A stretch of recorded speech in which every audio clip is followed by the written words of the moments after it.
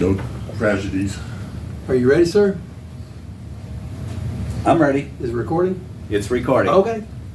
Well, good morning, Kairos of Oak Ridge. Once again, we're having Dr. Howard Merkin in here this morning to teach us the Jewish background of the Bible. And this is part 12, is that correct? Yes, Yes, part 12. Awesome. But before we start, we're going to speak a few minutes about the month of Nisan, which started on Thursday. It was Nisan 1 on Thursday. And believe it or not, this is a Jewish New Year. And see, God's timing is different than man's timing. Man's timing wants to have a New Year in the middle of the winter when everything's dead. God's timing is, I want to have the New Year start when everything's coming to life. And so right now is the beginning of spring, is it not? Yes, that's where we are. And the part of Nisan, the appointed times of Nisan, is Passover, unleavened bread, and first fruits. And the tribe for this month is the tribe of Judah. And it's the month of thanksgiving and thanking God for deliverance. It's a characteristic of the month is repentance, redemption, and the beginning of miracles. This is the month you want to watch your speech, which provides the ability to express your deepest feelings and insights. This is also a time to put your best foot forward. You're getting ready to do that, aren't you, Jeffrey? We always do it every day. Especially when all this stuff is coming out and starting to grow and you have to go out and mow it and clip it, right? Yeah, don't turn it back.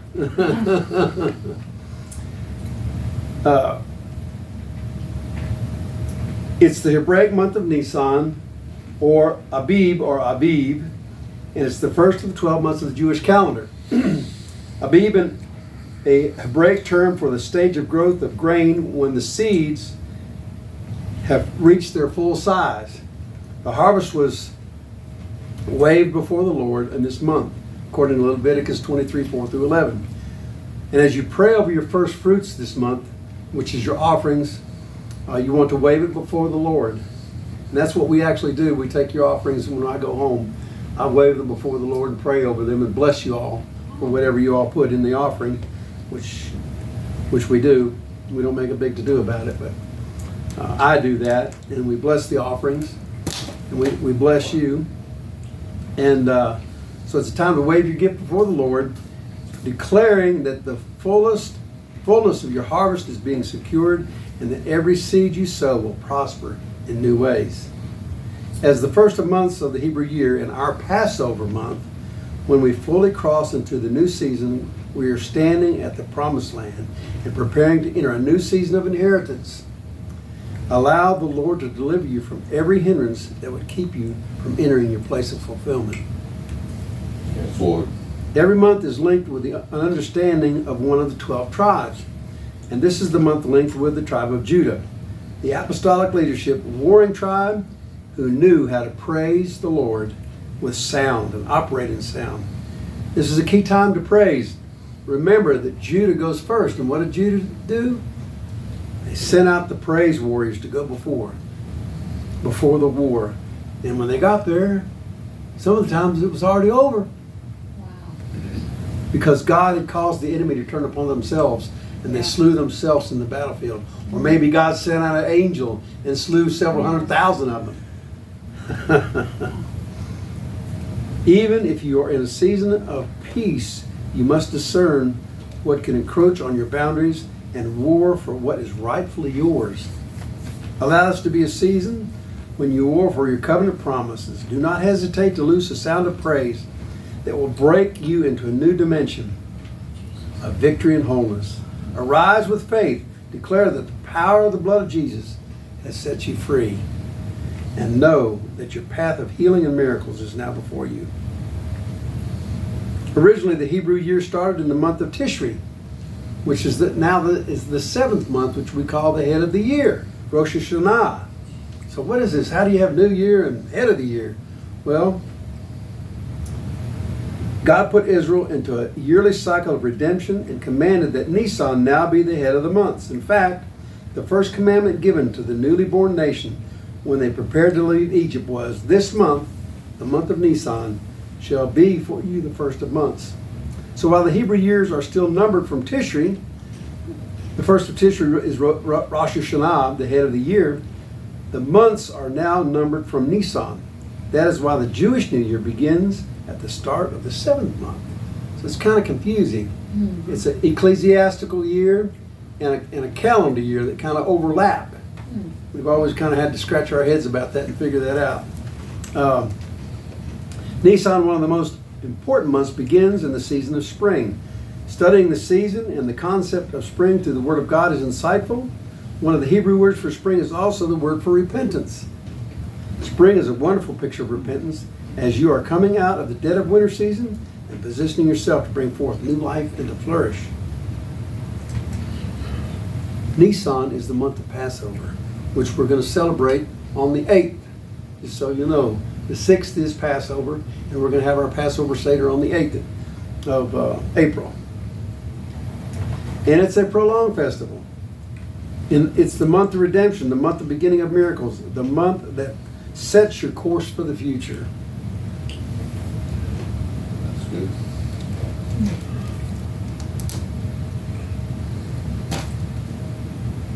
I guess that's all I want to say.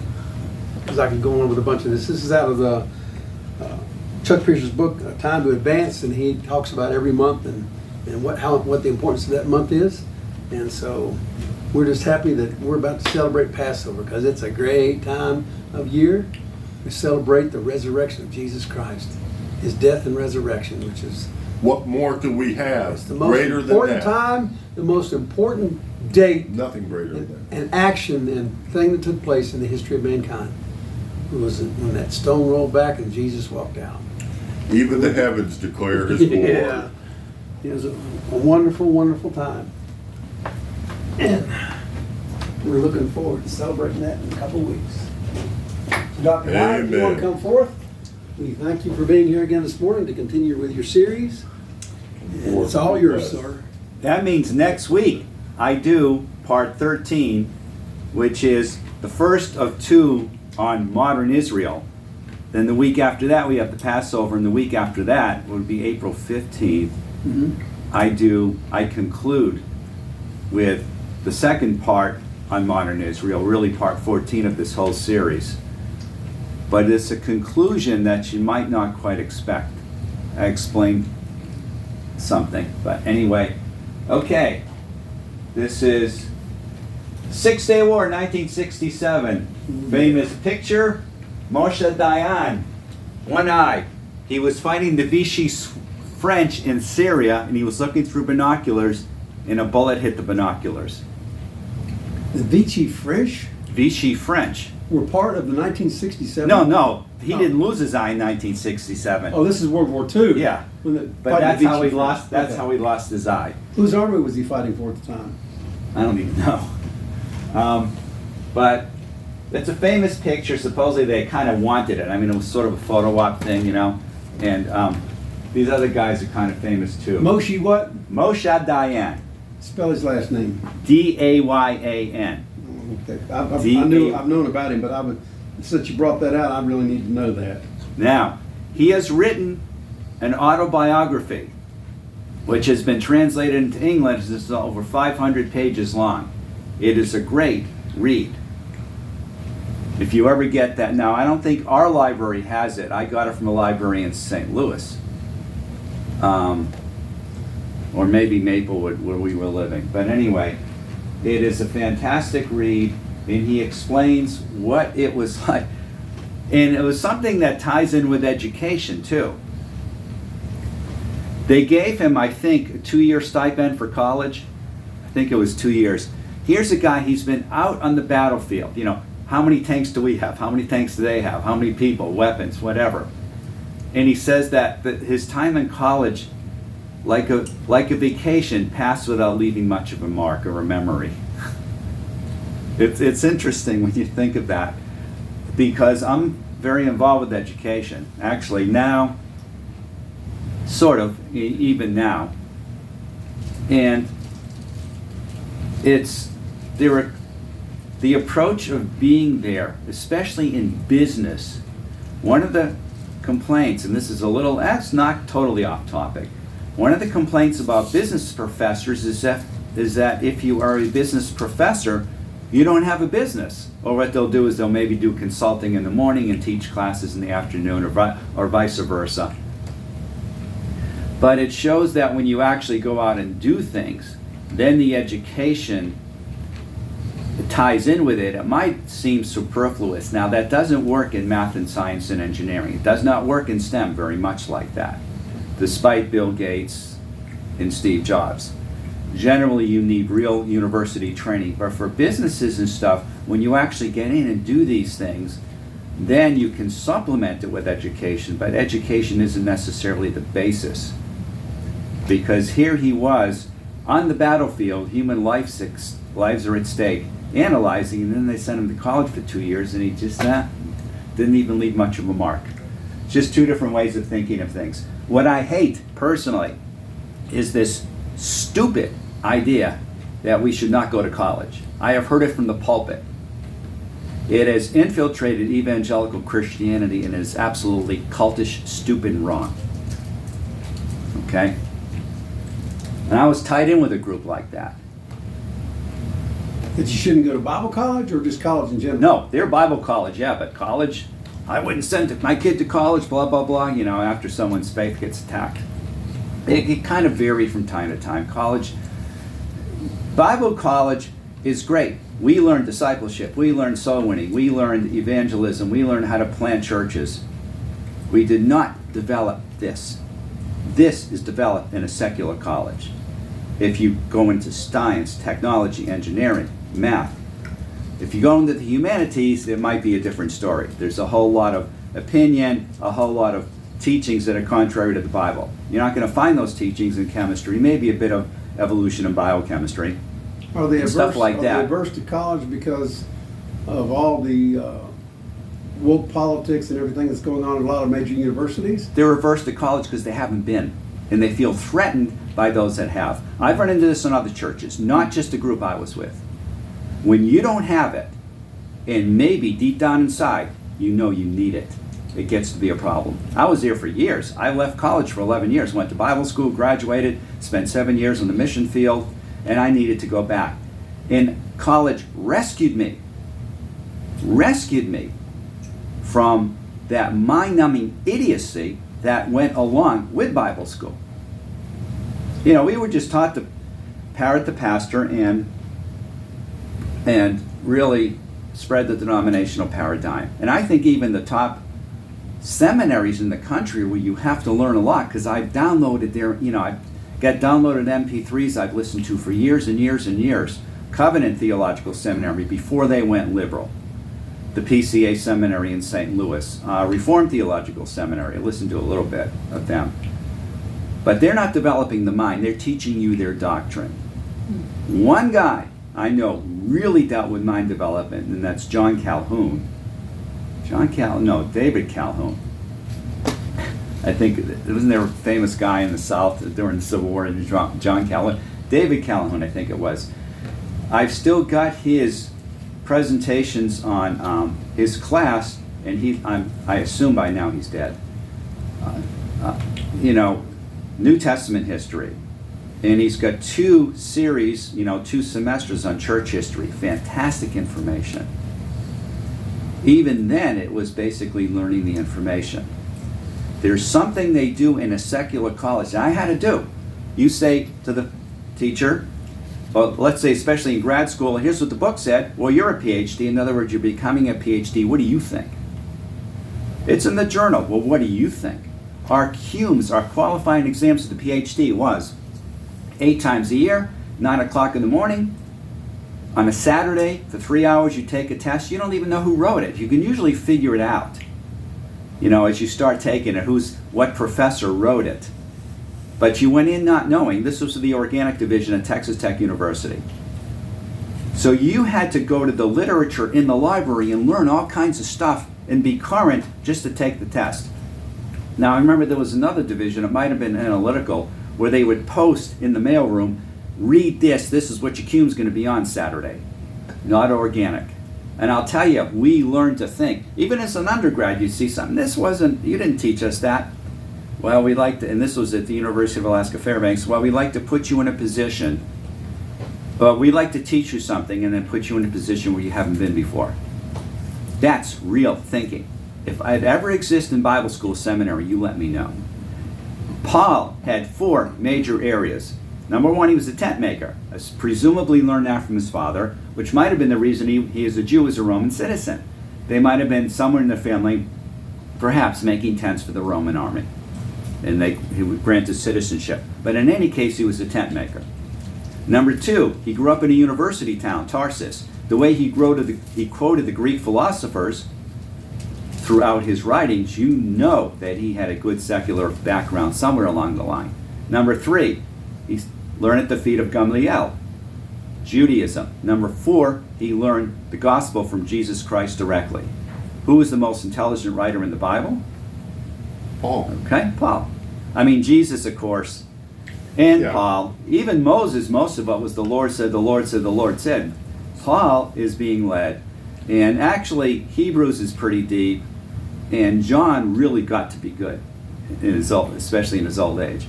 But Paul had these 4 things in his background. And I would say to anyone who wants to be a pastor, get in the real world. Be where things are analytical, where your beliefs don't matter. Technology, prisons where I am, where your philosophy, your politics, your religion doesn't matter. See, in chemistry, an atheist does just as well as a Christian. We have a different worldview. I say, okay, God created every atom. Actually, because of nuclear decay, you can't even say that. But God knows every atom in the universe. God made all this. Someone coming from China might have a very different religion, political background, philosophical background. He can do just as well as me, if not better. You learn something in that you're not going to learn in Bible school. And I'm not condemning my Bible school. But this teaching, and I have found it in other groups, especially the kind of group I'm with now, Baptist. Because some of these independent Baptists look down on college because they don't have it. And sometimes I think they're intimidated by it. And I could go on and on and on. And it was talking about Moshe Dayan, but it was interesting to read his book. Over 500 pages, as I remember it, in English, fortunately. What's the name of the book? I don't remember. A Story of My Life or something. I don't know. It just. I don't know if he ever wrote anything else. Now, what that has to do with Jewish history, but it makes me understand Moshe Dayan. He is like my son Chaim, who at the age of 10, in a sense, started his own business. He goes out shoveling people's, just for exercise. Someone sees him, hands him money, he goes door to door. This is in Ohio. By springtime, someone's handing him a lawnmower. Okay? He makes all his own decisions by himself. This is not academically based. So there's both sides to that, but then you can't take that and say, no one ever needs college. I know your faith can get attacked in college. Big, fat, hairy deal, it gets attacked anywhere. Where in the Bible does it say to create monasteries? Okay, and that's what Christian schools are to an extent. It's a monasterial type thing. We're going to take everyone out of the world and train them separately. Okay, my kids are in public school now, doing much better than they ever did in Christian school. I have learned that our contemporary Christian culture has a lot wrong with it. And you have to be able to look at things logically and analytically, and not just ideologically. Anyway, Six-Day War, 1967, went from Monday, June 5th to Saturday, June 10th, 1967. Here's a lot of information is coming out now that we didn't know back then. Apparently there was a Russian operative in Syria who was getting Nasser to try to start a war. And when Nasser, this is what I've heard from these YouTube videos and stuff like that. Huh? I'm sorry, my phone made a sound. Oh. Now, when Nasser figured out what was going on, it was too late. He already was getting his troops ready. He couldn't pull back, he'd lose face. So Israel knew they were going to get attacked. So Israel made a preemptive strike. Now what they did was the first day they hit the Egyptian airfields. And there's a lot of information about this. They knew every plane, every Egyptian pilot, and they had voice prints on the pilots, I read in one source. That's amazing, 1967. So if you think there's privacy, I laughed so hard my C-section stitches will break. I'm sorry if that offends you, but anyway, actually I'm not, it's a joke. But what they did. And the Egyptian artillery guns were aimed to the east. So Israel flies planes over the Mediterranean, comes like this from the west. Okay? Now, they hit the airfields so that the planes can't take off, then they hit the planes. Destroyed the Egyptian airfield the first day of the war. And then they went after Jordan and then after Syria. But there's an awful lot of information we now know about this. For instance, they knew that the Egyptians changed their guard at a particular time. And that Egypt was figuring if they're going to attack, it's going to be this time of day. And if we change our guard, they're not going to attack that day. It's too late in the day. So I think that, as I remember it, they waited until the guard changed and then attacked when the Egyptians weren't expecting it. But it was very brilliantly carried out, and they had practiced a lot for it. There's a lot of practice involved. They flew under the radar. Yeah, they had all kinds of things. And surprised Egypt. I mean, everyone knew there was a war that was going to happen. They waited till the last second. Yeah. Against Egypt, Iraq. Usually you think it's Egypt, Jordan, and Syria, but actually Iraq was involved in Lebanon. I don't know how much. By the way, Saudi Arabia, as they get in these wars, especially 73, I remember reading a book about the 1973 war, and it said Saudi Arabia was willing to fight to the very end of Jordan, I think it was. Saudis don't like to fight. Remember Desert Storm? We'll let the white slaves do it for us. I think that was a Saudi remark. Saudis don't like to fight. They like to hide behind everyone else. Although I think 9/11 was mainly Saudis. So we invaded Iraq, the Saudis attacked us. I mean, politics blows my mind.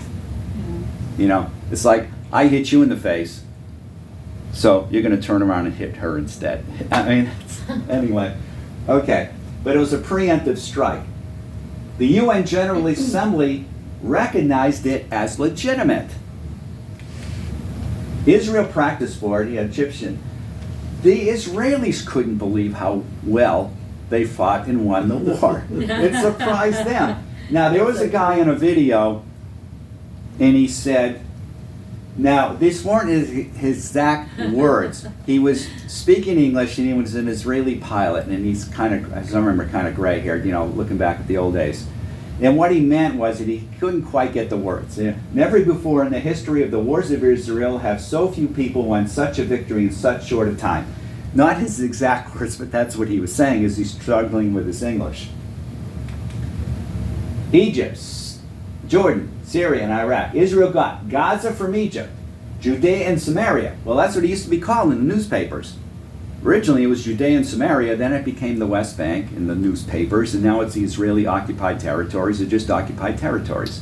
Maybe sometimes Judea and Samaria, but it's kind of changed views on what you call them. Okay? Including the old city of Jerusalem, that's East Jerusalem, Arab Jerusalem, the Temple Mount, all from Jordan. Now, in 1948, 1949, after that they had an agreement with the Jordanians, look, Jews can visit the Western Wall. The Jordan did not keep their agreement. Moshe Dayan wanted them to force them to. No one ever did. So they had 19 years and Jews couldn't go to the Wailing Wall. They got the Sinai Peninsula from Egypt, which was later returned to Egypt, and it was actually never really part of Israel in the Bible anyway, to my knowledge. They got the Golan Heights. Supposed to be. Well, Supposed to be from the Nile to the Euphrates.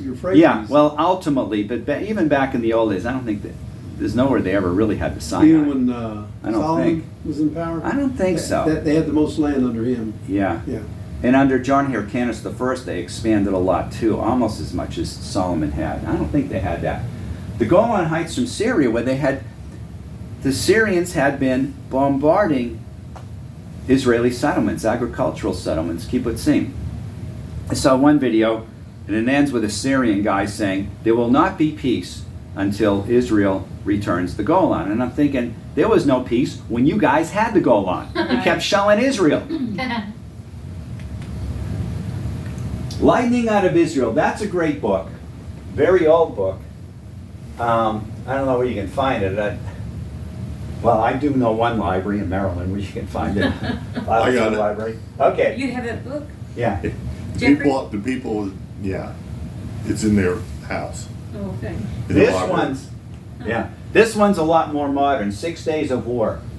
Now, I don't remember if our library has it. What I'll do is I'll go to the library, and if it's a really long book, I'll sometimes get it on Kindle, and then you can make the font bigger and everything. I don't remember, but it is an excellent book. I think that's the one where he explains about, the voice prints and everything, which really surprised me. Annexation of Jerusalem. Jerusalem was divided from 1948 to 1967.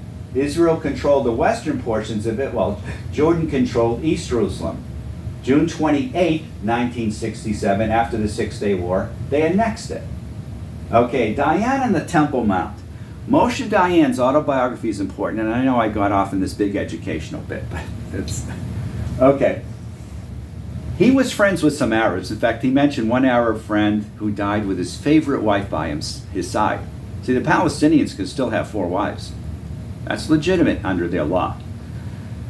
But he had Arab friends, even though he had to fight Arabs at times. By the way, if you read about the American frontier, he kind of had that on occasion. He could make friends that are Indians, and Kit Carson ended up having to fight them. There's a whole lot there. But Diane and the Temple, what they did was they went up to the Temple Mount. There was a guy, I forget his name, that brought dynamite up. Yeah, let's blow this, Dome of the Rock up and everything. We can have our temple, is the idea.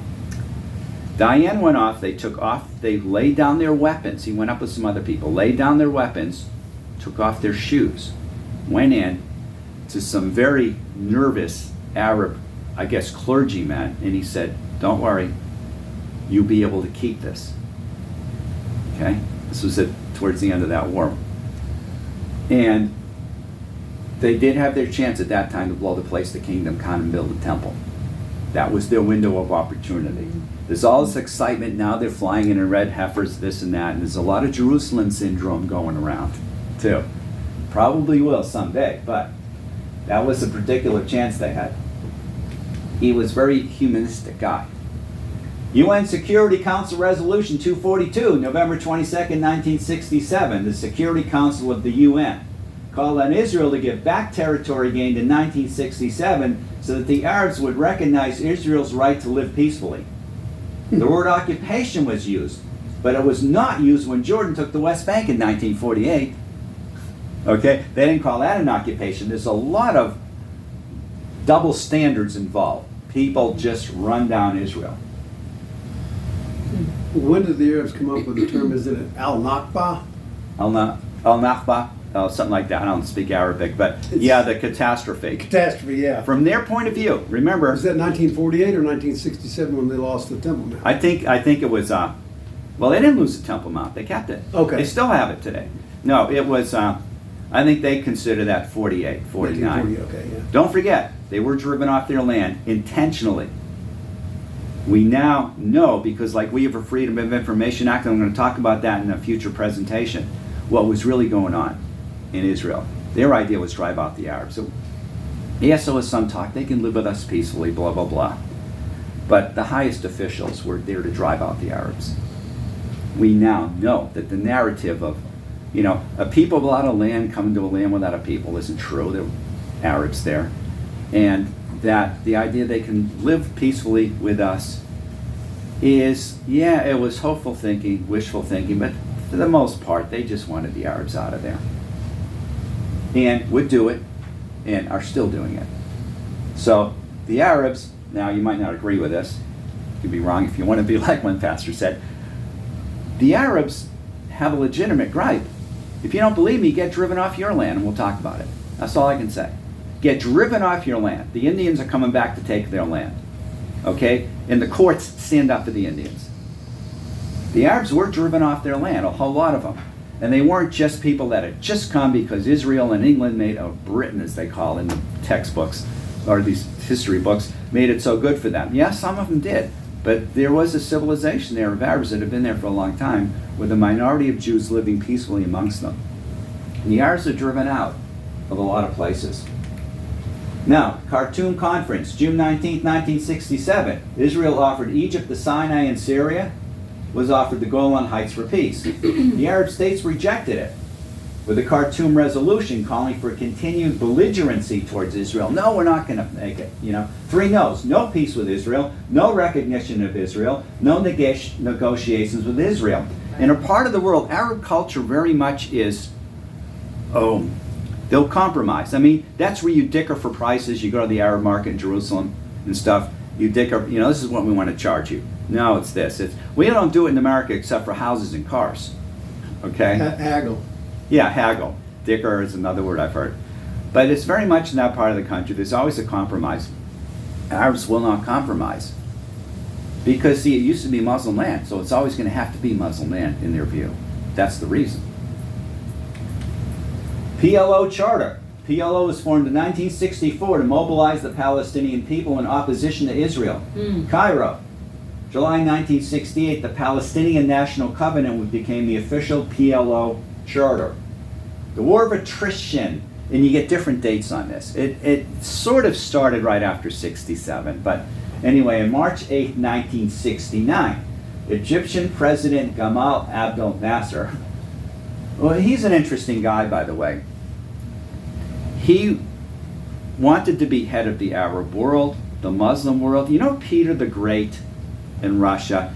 He figured that the key to Russia lay to the West. He wanted to westernize Russia. Nasser was like that. He would wear a jacket. You ever see these black and white photos? He's in like a white shirt, thin tie like they wore back then, coat. He didn't dress like you'd see some of these, like the Saudis and stuff today, even officials. He dressed very Western and was trying to westernize Egypt, modernize it, industrialize it, whatever.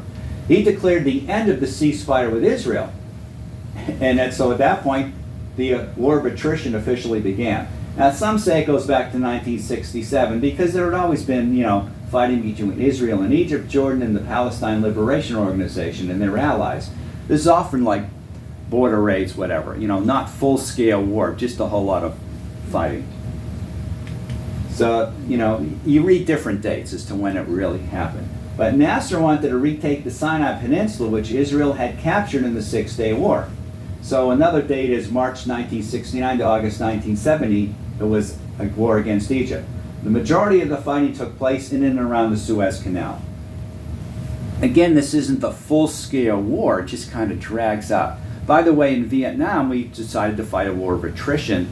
If we kill more of them than they kill of us, they'll give up. Okay? Well, it didn't work. But that was, if you ever hear war of attrition, as far as Vietnam, that was the idea that General Westmoreland and his body counts. Yeah. At the end of the Civil War, he said, I'll give 10 amount of men up for one of theirs.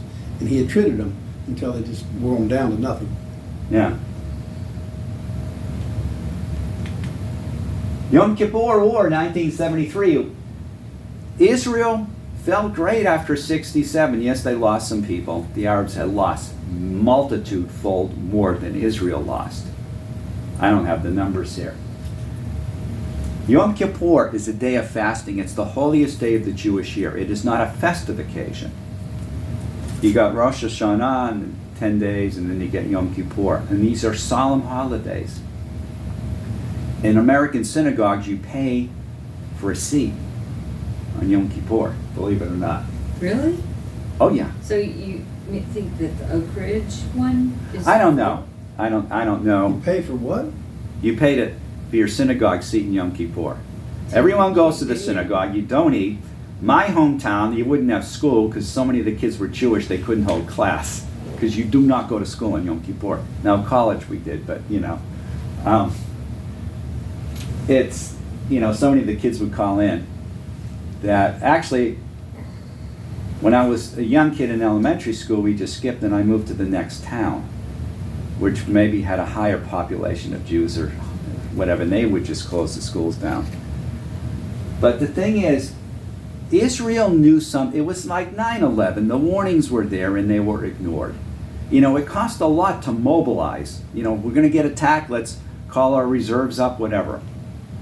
And it was, not that again, because the Arabs did several times, the Arabs look like they're mobilizing, so we're going to mobilize. It gets really expensive in a poor country.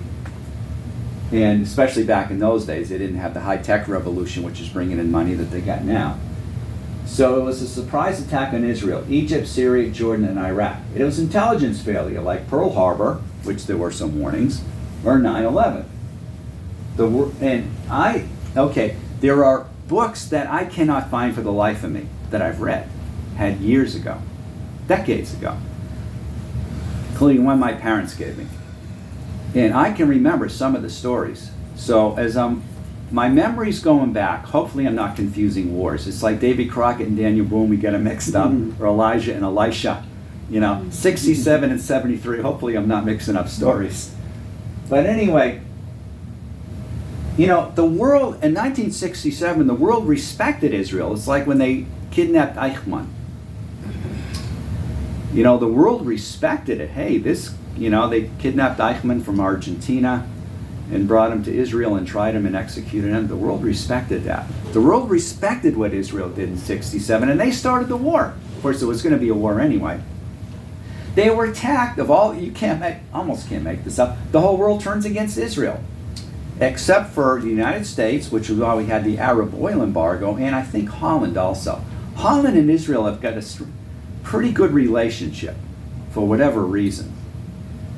If you really look at that, the world can kind of go this way, and Holland is they get along with Israel, although during the Holocaust, the German occupation, they had the highest rate of hiding Jews into the Nazis. But in any case, the world and the mainline churches turn against Israel. Churches in Israel turned against Israel. When they were attacked, it triggered the Arab oil embargo. Who is old enough to remember the gas rationing? They actually had gas rationing stamps made in the United States. They didn't have to pass them out, but they had them during World War II. They were starting to print them again. I can remember that. Maximum that you were allowed. Now, in those days, you didn't pump your own gas, by the way. Oregon's like that. Now you can't pump your own gas, but most states in the U.S., you can pump your own gas. You didn't do that back then. People lined up for gas. They could only get so much. I remember one gas attendant, a woman with a pistol on her side. It was a picture. And then people would top off their gas tanks to make sure they didn't run out. So they'd say maximum, minimum. So if you went below the minimum, you still had to pay the minimum. Now max was like $5, but don't forget, gas wasn't very expensive back then. And it might have been a minimum of $2. And I remember going to the gas station and saying it's just right around the corner from where I live. But that guy got more gas. He said, well, he's a doctor. People could be fighting for that, perhaps. But it got rough here. And supposedly it was an artificial thing because the government took over, and if they just let the free market work, it wouldn't have been too bad. They said, we need gas in this area, this much for that area, and anytime the government gets involved with economics, usually it messes things up to some extent. But anyway, for these first-hand testimonial books, okay, I can remember one saying, they're hard to find. What you do is you see these analyses. This is what happened, 50 years ago, whatever. Oh, but the books written right after the war, where people involved in the war were giving their, this is what it was like for us. They're hard to find. I've read a few of them. Israel lost troops to protect churches. In other words, if you get a sniper or something like that, you can bomb the, fire at the church and do some damage, or you can find another way to take them out. They lost troops to protect the buildings. Fixing military trucks. Okay, I remember this, where the guy was saying, a military truck would get hit and they'd have to fix it, mount the guns up again, whatever. And they mentioned I won't use the exact language because I'm being recorded, but to go to the bathroom was a luxury when you're doing that kind of work. By the way, in these wars, you tend to just fight all the time without sleeping. Here's another one. You could tell in the hospital when someone was hit, okay? What time of day was this soldier in the hospital hit? If he's got burns down here, he had his shirt open. It was daytime. It cooled down at night, so we buttoned up his shirt. And he wouldn't have burns there. That's how you could tell. This is just stuff I've read from these first-hand testimonies. Pilots from other countries shot down, I think it was Cuba and North Korea. I think. I read this book a long time ago. They shot down pilots. These weren't just Arab pilots. I think it was like, you put in your second or third string football players because you're winning the game. Let's give these guys some practice. Soldiers from a neighborhood. There was a particular neighborhood, so you go in, you get drafted, and I guess you go into a unit with all your buddies from the same neighborhood. So if a unit gets wiped out, there goes the neighborhood. They lose everybody. And that happened. The book mentioned the neighborhood. Praying for the other side. This was a different book. This was a book by a Christian. And the Christians are meeting and they're praying, you know. So the pro-Israel Christians are praying for the Jews and the Israelis. And some pro-Arab Christians are praying for the Arabs. And someone said, you're going to pray, each side's going to pray for the other side. In other words, they wanted to keep unity. This is just some of the stuff in books I read long ago. Tanks in the Jordan Valley. Oh, you see that in all the history books. When the Syrians were about to come down, they'd have the Jordan Valley, they'd win the war, and they stopped, and no one knows why. Now, you mentioned hornets. Okay. Were you the one? No, that was my pastor. He might be speaking. He might come here for a bit of it, because he's been in Israel. He's met some really interesting people, and I think he'll be here the 15th, hopefully, to speak a little. But as long as you allow him. But yeah, he mentioned hornets. I had a friend, he died. He's no idiot, PhD in nuclear chemistry. Okay, so loud at me. But anyway, he got me 2 professor type jobs, by the way. One was temporary, one was going to be permanent, but the university was imploding. So after 4 years, they shut my department down. But anyway, he talked to an Arab that was going to marry, or a Muslim that was going to marry a Christian girl. And he said, I'm not going to let you marry her. You got to realize that these people from other countries, especially the Palestinians and stuff, they come over here, they'll know you for a couple of weeks and propose to you. You know, they can be lab TAs, grad students, lab TAs and stuff like that, even if they're not supposed to.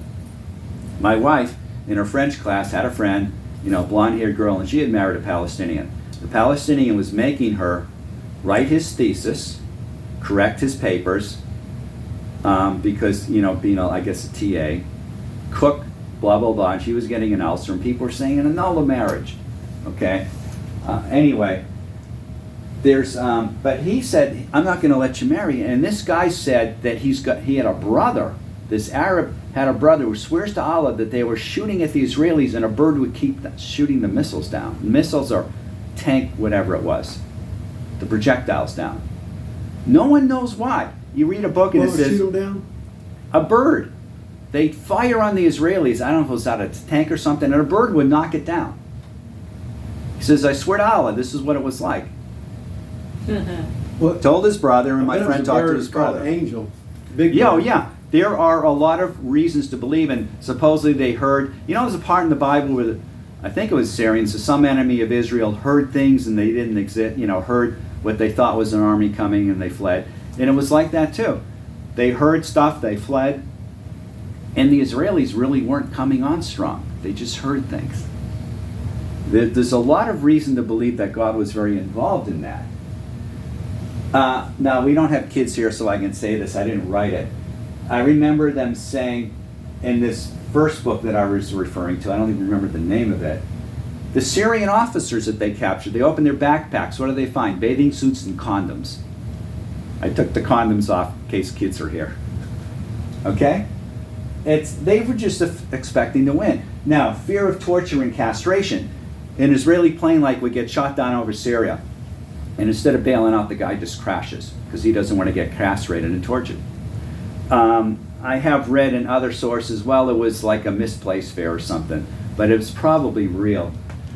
There was I think an Israeli plane got shot down, I think it was in Syria, and the guy got out, and the Israeli Air Force guy, whatever, pulled out his gun, and the locals just hacked him to death, their agricultural implements. And this was, I guess, on TV, maybe not obviously the aftermath of it. Red Star of David on stretches, I think it was returning wounded soldiers to Egypt.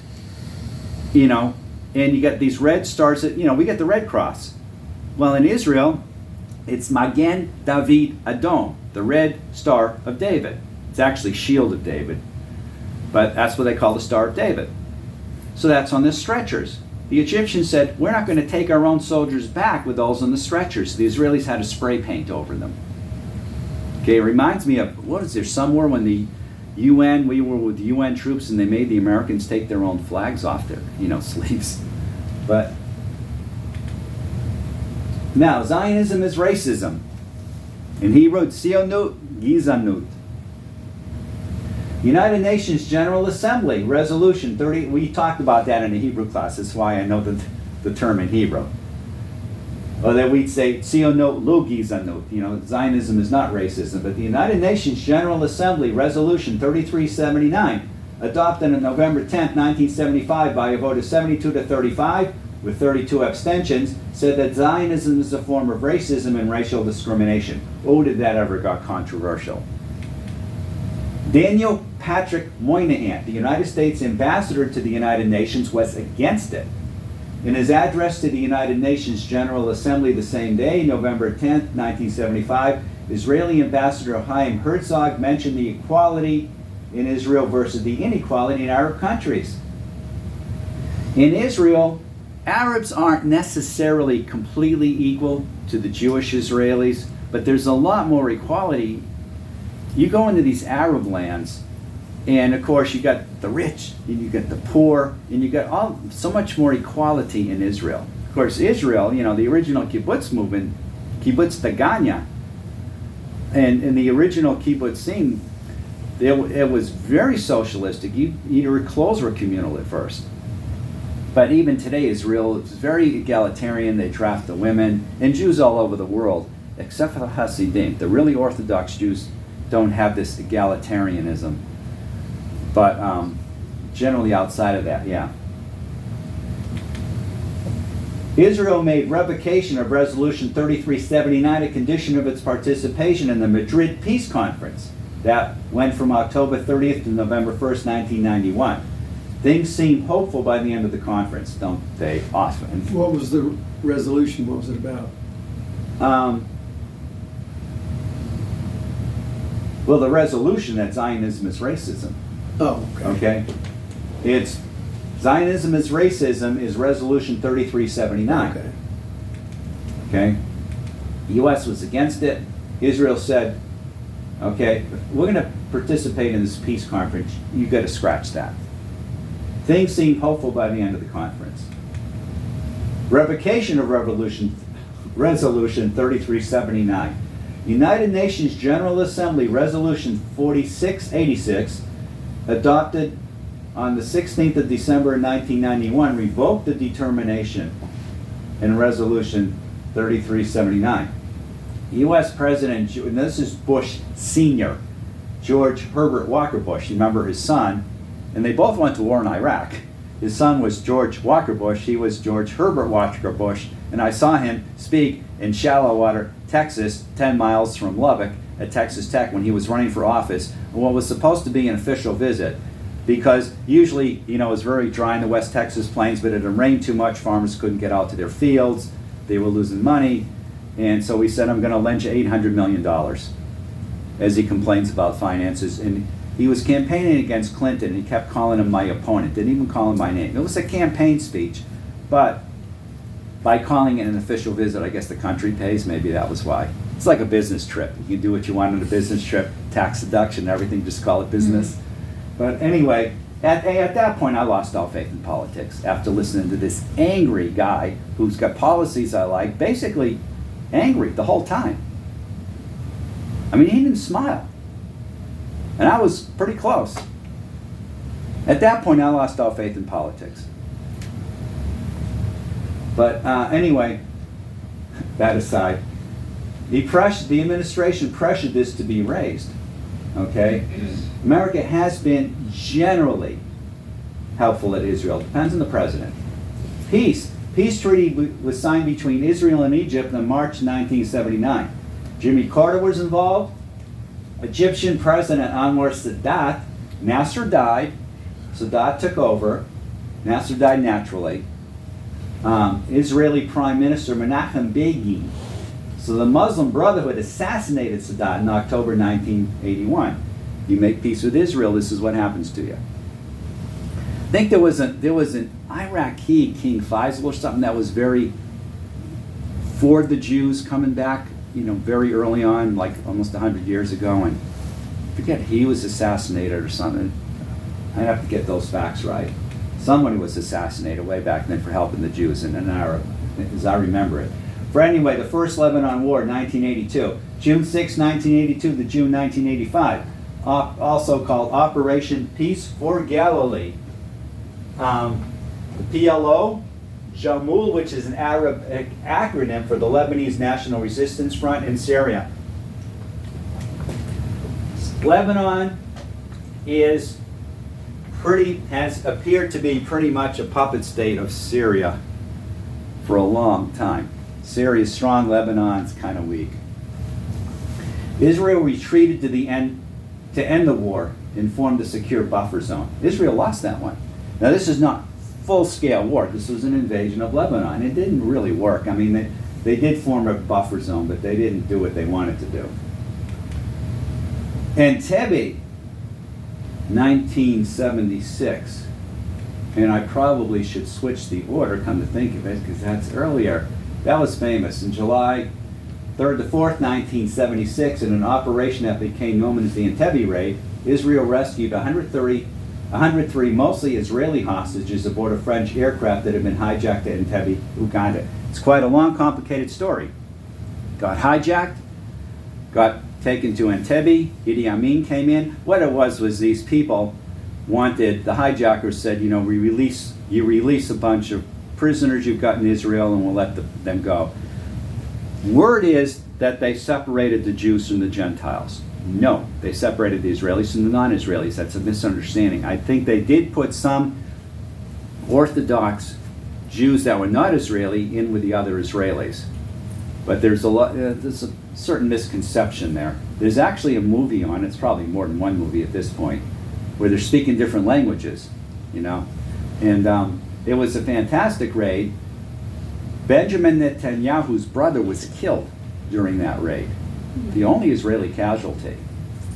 Someone shot out of, I guess, a control tower as they were walking away, but they destroyed the Ugandan Air Force on the ground, so they couldn't come after him. What they did was they came in, you know, some Israelis are from Arab countries. They can speak Arabic, so you just come in and anyone communicates with you. You know, you're speaking Arabic or something. And so they were able to get there. I think they flew under radar at some point, and it's you know, watch the movie or something. It was quite fantastic. There were some people killed, crossfire, whatever. There was a lady taken to a hospital, and after that they just pulled her out of the hospital bed in Uganda and killed her. Idi Amin took a bunch of guys that were, I think, was supposed to be in charge of the airport or something, I forget what exactly, and just basically pulled out his pistol and shot like 10 out of 12 of them or something like that. Bombing the nuke in Iraq, 1981. I remember reading, it was Newsweek or something, you know, in X number of seconds, Israel has done more for peace in the Middle East than all these, you know, conferences and everything else. What they did was Operation Opera, also known as Operation Babylon. It was a surprise airstrike conducted by the Israeli Air Force, and that's on a Sunday, June 7th, 1981. It destroyed an unfinished Iraqi nuclear reactor located 17 kilometers, that's 11 miles, southeast of Baghdad. Now, famous, controversial. They did hit on a Sunday, figuring there's going to be the minimum amount of technicians there. France was helping them. One Frenchman was killed. I think some others might have been injured. But they did try to minimize human damage. I was in San Antonio, and an Israeli captain, some Israeli officer came in who had been shot 7 times. We were not allowed to take his picture, even in San Antonio. You could not photograph Israeli officers. In this city, Oak Ridge, I was not allowed to. I saw the photographs of some kids from Romania, and when I asked the older guy in charge, can I put this on Facebook? No. It's against the Romanian government's law. So I got the pictures, I can't put them on Facebook. We wouldn't even allowed to take this picture.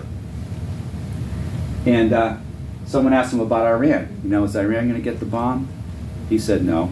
They asked him 3 times. 3 times he said, Iran will not get the bomb. Okay, this is how Israel works. Bomb it, now it's cyber attacks, whatever. If they hadn't done that, Iraq would have had the bomb. We probably wouldn't, you know, could we have gone into Operation Desert Storm with that insane leadership on the other side if they had the bomb? See, Israel helped us out indirectly without knowing it. It's allergy time, you cannot catch this. Now, Oslo Accords, 1993. 4 days before signing, Arafat sent a letter to Rabin, saying the PLO recognized Israel's right to exist in peace and security. Israel recognized PLO as the Palestinians' representative in peace negotiations. I mean, the PLO had been a terrorist organization. Palestinian self-rule took place in Gaza and Jericho. Self-government took place after the election of the Palestinian Council. It was really an agenda for negotiations with a 5-year plan to transfer authority from Israel to a Palestinian government. Now, Israel's attitudes towards Palestinian self-rule. It depends on the Israeli you ask, okay? A lot of them are for it. There was a time when probably over half the country Israel was for a Palestinian state. Now what happened, they pulled out, unilaterally pulled out of Gaza, and look at all the rocket attacks. So there aren't too many who think that they can really have peace with the Arabs now.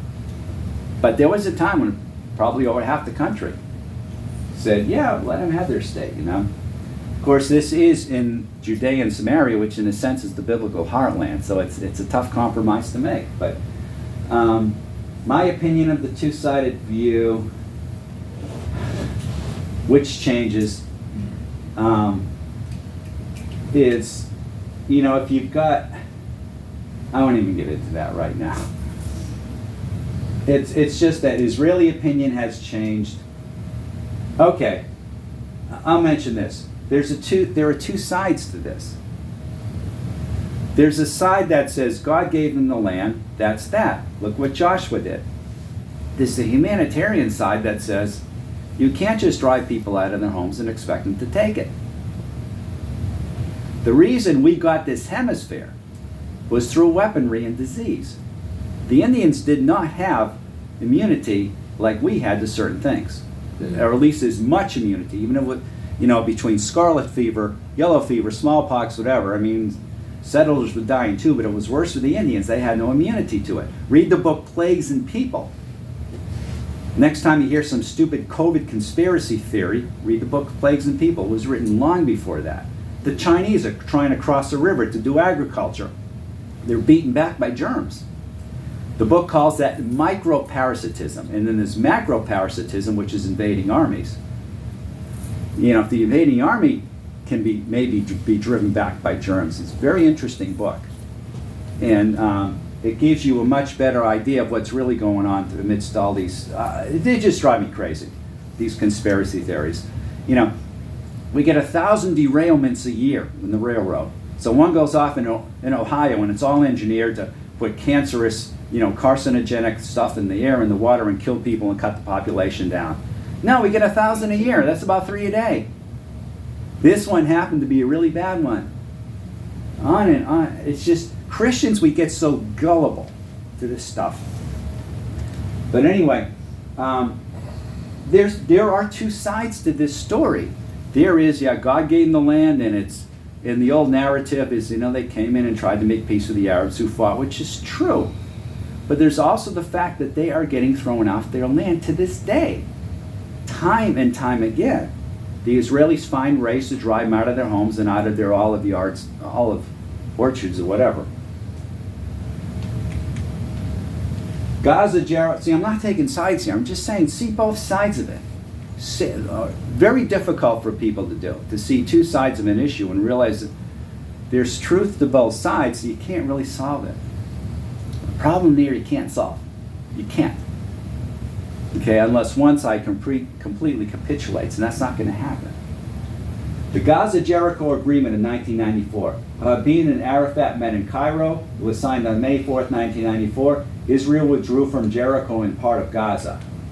So, the Palestinian Authority, the PA, took over in these areas, even had its own police force. So in 1994, the Nobel Peace Prize was given to Rabin, Arafat, and Peres. Israel-Jordan Peace Treaty. Remember, Egypt made a peace treaty with Israel in 1979. Now, peace treaty between Israel and Jordan, October 26, 1994. It's the second peace treaty between an Arab state and Israel. It ended their 46 years of hostility.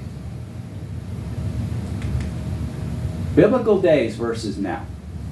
Here's what you see. If you read the Bible, Syria was an implacable enemy of ancient Israel.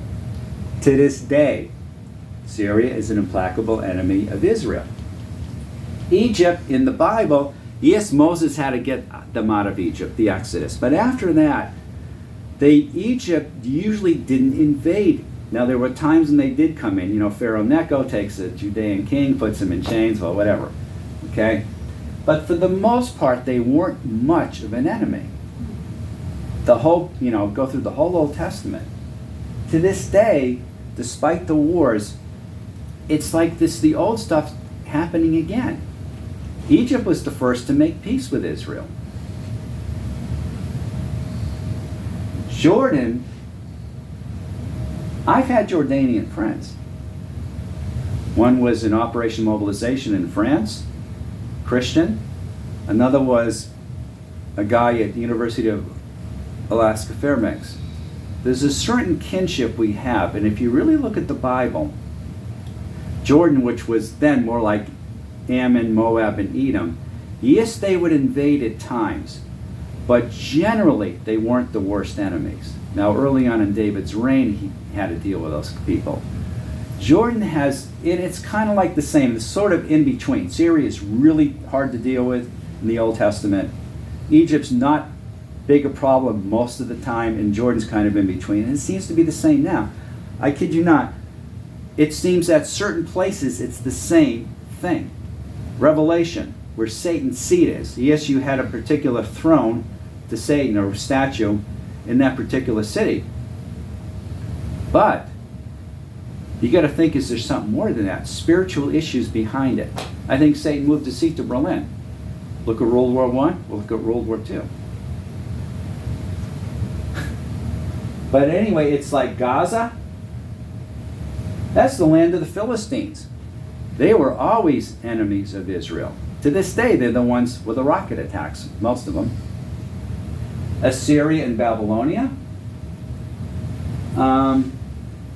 Those parts, well, Babylon, Iraq. You've got, it's sort of like the old patterns are resurfacing. If there's an area that was very difficult for Israel to deal with 3,000 years ago, it's very difficult for Israel to deal with now. If Israel was on not so bad terms with them 3,000 years ago, they're not in such bad terms with them now. Camp David Summit 2000, President Bill Clinton. It was the President's Maryland retreat, meetings July 11th to 24th in 2000. Clinton proposed contiguous land for the Palestinians.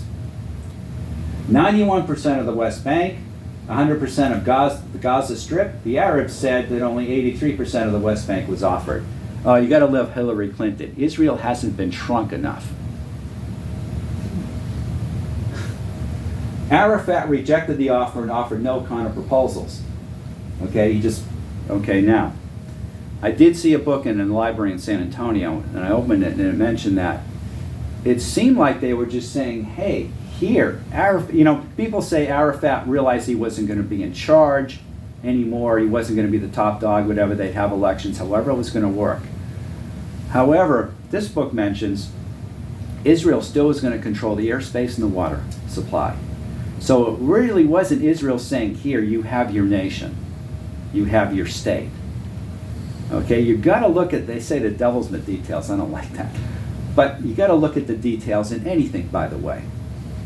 There's always a complication. Like I say, the Herods in the Bible, get 11 of them. 2 of them are named Philip. You got to know the details, which the people reading the Bible when it was written would have known to understand the whole thing. And it's a lot of this. What were they really offered? No, supposedly Israel had air, control the airspace, the water supply, that stuff's important. Gaza was returned to the Palestinians in 2005, and Israel realizes that was one big mistake, all these rocket attacks. 6 large-scale Israeli operations in the Gaza. 2006, the summer rains for 4 months. 2009, cast lead, 3 weeks. 2012, pillar of defense, 1 week. 2014, Operation Protective Edge, 50 days. 2019, black belt, less than 72 hours. 2021, Operation Guardian of the Walls for 11 days. Remember, the Old Testament, Gaza was very hard to deal with. Hasn't changed. More wars. 1987 to 1993, the first Intifada, Palestinians within Israel. This wasn't an external invasion. This was internal. This was, began. What does intifada mean? Does it mean? I think it means uprising or something. I don't know exactly what it means.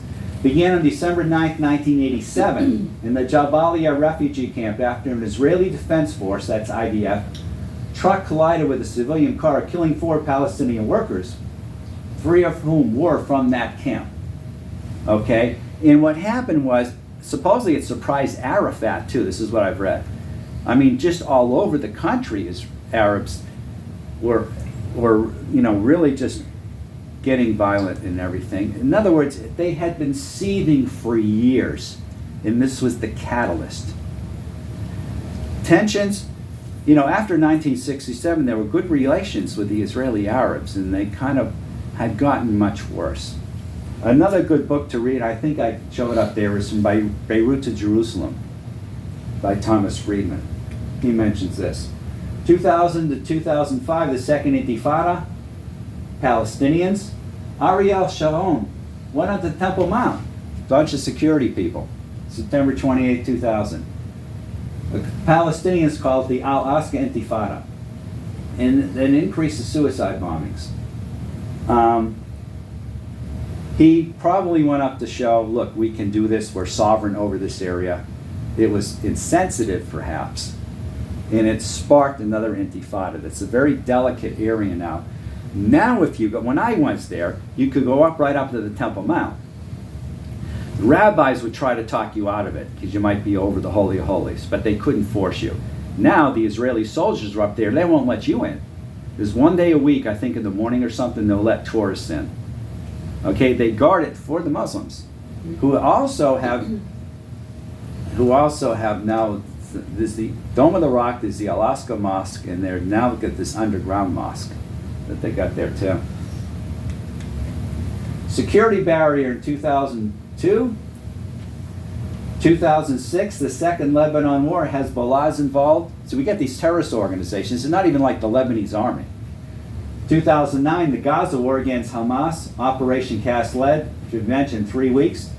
December 27, 2008 to January 18, 2009. Then there was a ceasefire. The idea was to stop all these rockets from being fired into Israel. Security barriers at the wall they built around. Yeah, I think that, yeah. To kind of keep out the suicide bombers. Yeah. Yeah. When we were in Israel, we drove by a place where this enterprising Arab had named his hotel the walled off Astoria. Here's what the Israelis do, going to the West Bank, okay, where Israelis are in control. You get an old lady, she has to go like on a fire escape sort of to get out of her house because she can't get out, may not be able to get out the front door because it's an Israeli checkpoint, okay? The Israelis make life hard for them in ways that they don't need to. Now, I work in a prison. I understand the need for security. I also understand the need to treat people with respect. Israel, in some ways, and I'll cover this in another couple of seminars, treats the Arabs better than anyone would treat a belligerent. But once they secure an area, it's a different story. And that's part of the problem. They just make life hard for them, for the Palestinians, in ways that they don't need to. Back in the prison, we're supposed to be firm, fair, and consistent and treat the inmates with respect. Now, it doesn't mean they can get away with stuff. It doesn't mean we can break rules. But you don't just treat them like dirt either. 2010, the flotilla, 6 ships from Turkey headed to Gaza to protest Israel's naval blockade. Okay. 2012, Operation Pillar of Defense. Hamas is in Gaza. It's due to rockets fired at civilians. Israel's trying to stop that. And what they'll do is they'll drop leaflets You know, we're going to bomb this particular building, and so the people should leave, and then if people get killed, oh, look what Israel's doing. Israel's telling them where they're going to hit. The idea is to destroy the building that's hiding these rockets, where the rockets being fired from. 2014, the Second Gaza War. Of course, in the Alphas, found a tunnel like going from Egypt, you know, into Gaza. 2014, the Second Gaza War, Operation Protective Edge. The IDF, Israeli Defense Forces, launched it in July 8, 2014. It was to restore security to Israeli civilians and to dismantle Hamas tunnel network used in network and terrorist attacks. Okay? Yeah, there, the tunnel. Whoops. The religious aspect. This is what most people don't get. Islam says once they conquer territory, it's theirs forever. You might be traveling in an Islamic country, every 25 miles or so, I've heard, you've got a mosque. See, it's theirs. Once they get a mosque, that's their area, including in the United States. Yeah. Including this country. That's Muslim belief. It's a religious conflict in the eyes of Muslims, but Islam is a political ideology. See, they don't have any idea of separation of church and state. Mm-hmm. It's political and it's religious, and there's no difference. And so it's not just a turf war, it's a clash of civilization. Yeah. Totalitarian form of government. Yeah. Yeah. Okay, from Beirut to Jerusalem, Thomas Friedman, reporter. He's written some good books. That's a good book to read. He also wrote Longitudes and Latitudes. And I had that book. I didn't read it, but I did remember reading one thing, if I remember this right.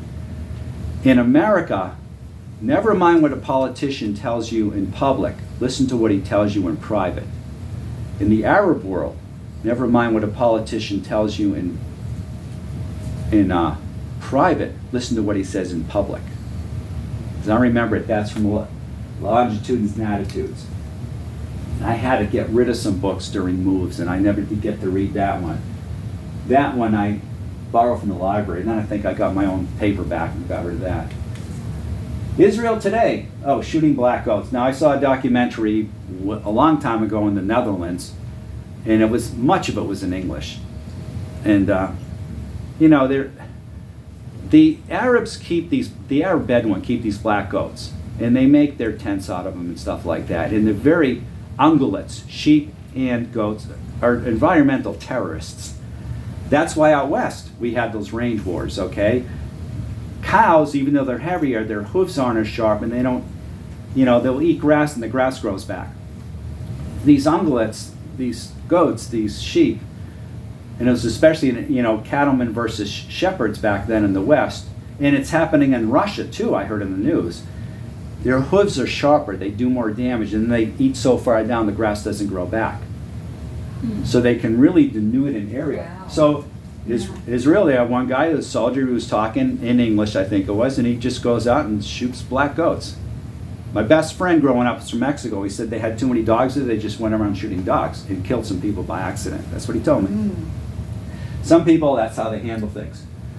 Israeli soldier, a shehud, is a long distance taxi. Okay, now, as I've seen YouTube videos, the taxis all seem like minivans. Okay, they're vans these days. In those days, you had a taxi, but you had these really long ones. They're basically limousines. They're called a shehud. So, we get a shehud driver who's Arab. I think that's because we wanted to go through the West Bank, which you really can't get into now. So they have what's called a matsum. A matsum is, you got this thing with like an accordion. You open it up, okay, and it's like a fence to stop cars for a checkpoint, and it's got spikes, so if you think you're going to run over it, you'll ruin your tires. We're going to checkpoint after checkpoint. The Israeli soldiers are there. One guy, in fact, at one point, this guy just went around a checkpoint. He was so sick of stopping. But I remember one guy, I think there were me, I remember who was in the shehud. And the Israeli soldier says in English, "Why did you use an Arab driver? Why don't you use a Jewish driver?" Now, can you imagine a policeman stopping you in the road and say, "Why are you using a black taxi cab driver and not a white one?" What would happen? That's how they treat the Arabs. Now, that was a long time ago. What'd you say? I didn't know what to say. woman beside me, grew up in Baltimore, said, Zelo Hashuv, which literally means it's not important, but Israelis say that when they mean it doesn't matter. And you let us go. That's how they treat them. I'm thinking, I grew up in America. We know now it's not right to be prejudiced against blacks and American Indians. They have to learn that lesson. That's what I'm thinking back then. But you treat people like that, they're going to react. They are the highest tech nation in the world today. They're more technologically advanced than we are. Now, it's easier to wire up a country with cell phones, for instance, when it's smaller. You know, you can think of our Great Plains and talk about electric vehicles and battery exchange stations. So you don't have to recharge your battery. You just take out your battery and they put a new one in, you know, another one in, and all that. It's easier to do when you're smaller, granted, but it's a very high-tech nation for other reasons too, which we will get into. Startup Nation. They're known as a startup nation. This is a particular book. There are a bunch of them. And the reason why is because they all get drafted when they're 18, and they have to make decisions on the spot. It's not top-down leadership like in the U.S. military. Very much different than the U.S. military. Israel, you don't salute your commanding officer. You call him by his first name, or maybe her, because the women get drafted too. And you have to, as opposed to America, when you might be fighting, you know, World War II, you're fighting the Japanese, you're fighting the Italians, you're fighting the Germans. You got to have top-down leadership. Israel, when they go to war, man, it's you make a decision on the spot. That's one of the reasons Arabs don't always win their wars. They're used to this top-down thing. Their whole culture is very autocratic and authoritative. Israelis are just the opposite. So they learn to think when they're 18, 19 years old, and they go in, and they go to college, and, you know, when they're out of the military, and they go into business, and they've already had to do things from the ground up. Jews today are generally well educated, except for some of the ultra-Orthodox. Literacy is a big part of Jewish history. Now, in this, I'm thinking now, really the U.S., 90% of the people are going to college, but in Israel too, I think it's 90% now. High percentage of professors in the USA.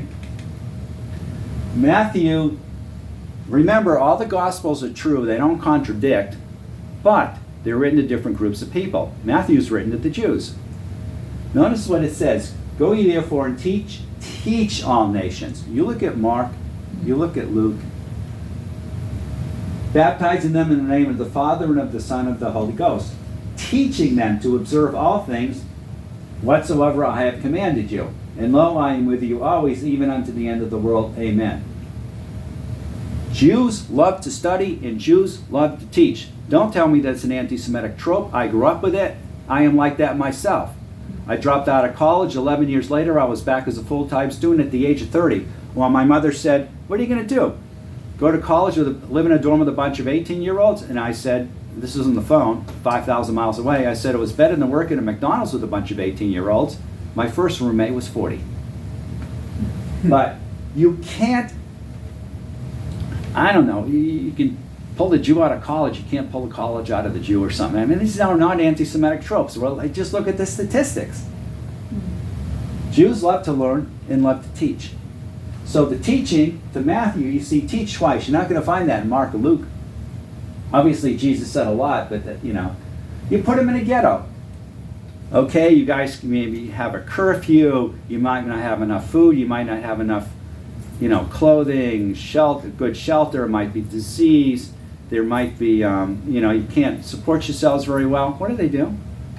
They open a school to teach at least their boys to read. Back in the old days, you know, girls were really pushing the literacy because they to read their religious writings. So throughout the medieval times, the literate, enumerate people, more than most others, were the Jews. So that's why European nations could kick them out. Wait a minute, we just had a war. We need the economy built up again. Bring them back. They're literate, they're enumerate, they're great at business because they know these things. It's a mindset we got. Now, granted, the ultra-Orthodox often get away from, they don't want college. But they grow up. Good night. Williamsburg, New York, it takes you 4 languages to get through a day when you're 5 years old. Your native language is Yiddish. You're supposed to be learning English in school, and you're reading Torah and Talmud in Aramaic and Hebrew.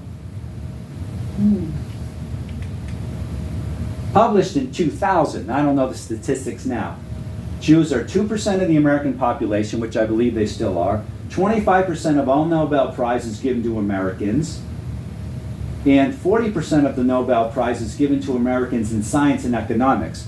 I have told, I don't know how many students, if I ever get the Nobel Peace Prize, I don't think I said shoot me, but it was something like that. Because that's politics. You're going to have brains to get one in science or economics. Greta Thunberg has been nominated in 4 years in a row for the Nobel Peace Prize. Giving it, yeah, 2019, 20, 21, 22. Who? Greta Thunberg, she's that girl who, at the age of 16, sailed over and dressed down the UN. Yeah. I actually got a sermon on that. I carry it with me. Yeah, it's, okay. And, and they'll give it, Al Gore, didn't he get it, and Barack Obama. I mean, it's, it's laughing stock. the Peace Prize is politics. A friend of mine who was born in Sweden said, oh, it's those Swedes or something, it's a bunch of Swedes in Stockholm or something. But actually, when you get one in, physics, anatomy, something like that, or whatever they do it, physiology, it's hard. They're the most left-wing group in the USA. Okay, they really are. It embarrasses me sometimes. I mean, I'm not really into politics, but it gets embarrassing. It's some of these Congress women that are Jewish come up with. And anyway. Two people that attacked Trump were Nadler and who's the other guy? Oh, shoot, can't think of his name now. Schiff. Are Jewish, huh? Schiff, Adam Schiff. Yeah, I can think Nadler, of Barbara the Bach. ones that led that attack on the impeachments are Jewish. Schumer too, of course. I think, I'll say this, don't call me an anti-Semite. Jews don't do particularly well at politics, and maybe we should just stick to dentistry, law, Yeah. the doctors. I'm sorry, I'm saying this as a Jew, we stink at politics. Actually, if you look at who wins most presidential elections, it's particular ethnic groups that win in the US, which shows you it's command presence and rhetoric as much as it is good ideas. Scots Irish or something like that, or the Irish and the Scots Irish, I forget. It's like almost half the presidents have been from those backgrounds. Wow. Now I get them mixed up.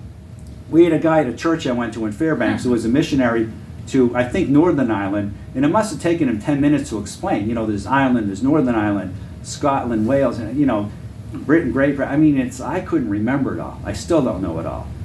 But who were the Irish, who were the Scots Irish? There were some people, I think, it went up from one country to another.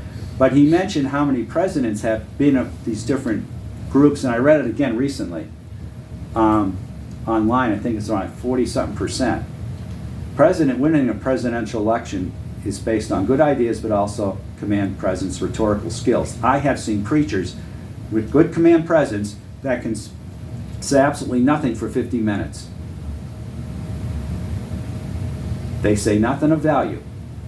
They don't have much of a message. Or it's a shallow exegetical seminary reteach. But you get the command presence, you're going to have a big church, which really is too bad. But you're also going to win an election. And I know from people I have known, some people, I can name them, but this is going public, from those backgrounds, they get to talking and you're listening. It's incredible the way they capture your attention. Until 2 days later when you're thinking about what the guy said.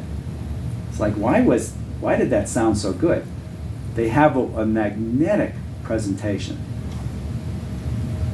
Anyway, they are the most left-wing group, so people get mad at that. I had a friend that I know, and this is going public, I'm not going to use his name, recently on Facebook.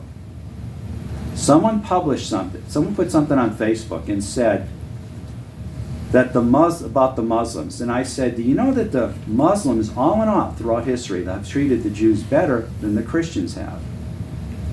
I mentioned the Spanish expulsion. This guy, a Christian, a missionary, I won't say more because it's going public, wrote on that the expulsion from Spain was the Jews' fault because they weren't loyal to the Spanish crown or something. No, they wanted Ferdinand and Isabella wanted a unified Catholic Spain. They were kicking out Muslims too, by the way, whatever Muslims were left. And he said the Jews are destroying America, and I wrote back, and the Jews are destroying their own country, Israel. And I wrote back, wait a minute, if you take out America and write Germany, put in the word Germany, you sound like Hitler. Okay? Hitler was saying the Jews are destroying Germany. And then I have some Facebook friends in Israel. And I was going to put their names under, what do you think about this conversation? But by then the whole thing had been taken down. It was on somebody else's post, and I think he took the whole thing down. He tried to go, content's been removed.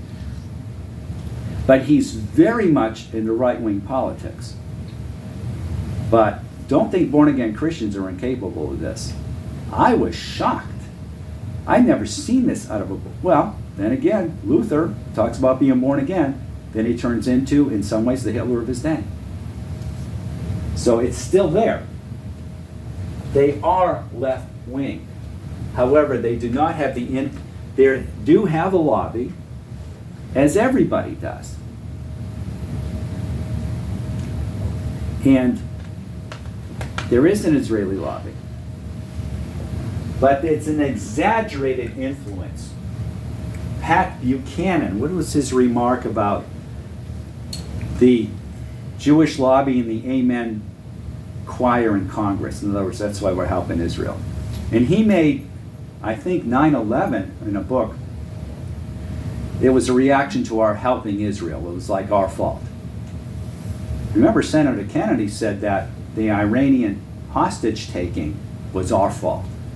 And so Iran declared him a prophet or something. And I'm from Massachusetts. We've got a royal family. I kind of stay out of politics, but it is. It's, now, if you read Rabbi Daniel Lapin's America's Real War, Rabbi in Seattle, I don't know if he's still alive, got a radio show. He's got this group of Americans, of Jews and Christians together, respected amongst Jews and a lot of Christians. He's the Orthodox. He says that's not true among the Orthodox. They read Torah and Talmud. They're right-wing. In other words, they know something about the Word of God. It's the way we'd say it as Christians. And I read something else about anti-Semitism where some other people recognize that when the Jews really get into their religion, they're not left-wing. It's when they leave their religion that they get like that. Now, the Jews today are not completely religious. There's a religious minority in the U.S. There's a religious minority in Israel, but it's a growing minority in Israel because of the high birth rate, 25% right now. We'll get into those numbers in a couple of presentations. There's a sports culture in Israel, but not the USA. Yeah, I know Sandy Koufax, the left-handed pitcher, was in 1964-65 World Series, wouldn't play on Yom Kippur. Dodgers against the Twins. I think Hank Greenberg. What do you mean there's a sports culture in Israel but not in the USA? You mean Jews? Jews. Jews don't get into, are not, if we're 2% of the population, we're not 2% of the professional athletes. Oh. That's what I mean. In Israel, it's different. There's a lot of emphasis on sports in Israel. There's more emphasis on being physically fit. I mean, you got to go to, you get drafted at 18, you might be working on a kibbutz where you're going to have to use your hands.